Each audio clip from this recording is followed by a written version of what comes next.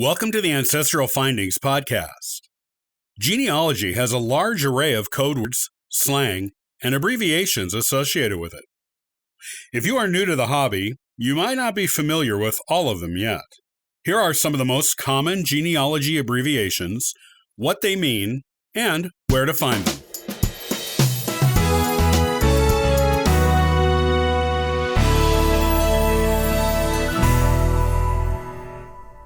Every profession, hobby, or group of people has some lingo all its own. You may have experienced this when listening to a group of coworkers or friends talking on the subway or on a street corner. There may have been abbreviations, acronyms, and slang used that you had no idea what it meant. You wouldn't know what it means either unless you were part of that group. The same is true of genealogy. As a genealogist, you are privy to a secret language available only to members of that community.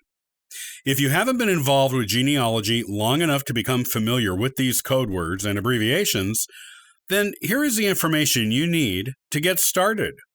Once you know the basics of genealogy lingo, you will be emailing, texting, and even speaking these code words with the pros in no time.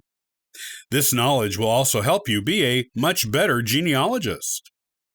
One of the ciphers that genealogists use is the Soundex Code. The Soundex Code is a phonetic index of names that groups names together that sound similar but are spelled differently. The Soundex Code was used a lot in the pre-internet world in order to find ancestors in the U.S. Census records. Today, it is used as a search tool on some genealogy subscription and non-subscription websites. The website of the National Archives has all the information you will need on how to use the Soundex Code in your own genealogical research. Speaking of the U.S. Census, it is another genealogical resource that uses its own lingo. It uses a lot of abbreviations. These were invented to make sure there was enough room on the census forms for the enumerators to record the answers of the respondents. You can find out what these abbreviations mean by looking at the printed instructions for the enumerators. As an example, NA on a U.S. Census form means naturalized.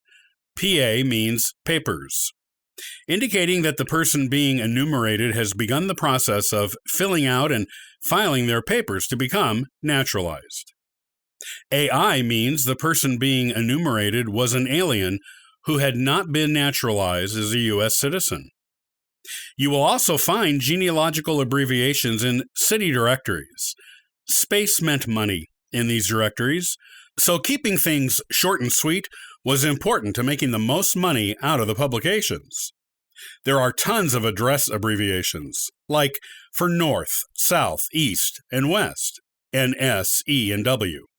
NW would mean Northwest, and so on. Occupations are also abbreviated with things like STEN, standing for stenographer. Relationships are abbreviated too, such as WID for widow. Every now and then, a directory publisher would save even more space by leaving out the abbreviations for the street, ST, Avenue, AVE, and others altogether. There is usually a key at the beginning or end of city directories to guide you as to what the abbreviations used in the guide mean, which is most helpful.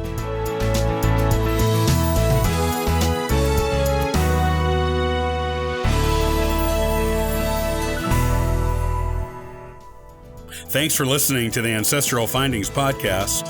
Check out ancestralfindings.com for additional free genealogy resources and weekly giveaways. Happy searching!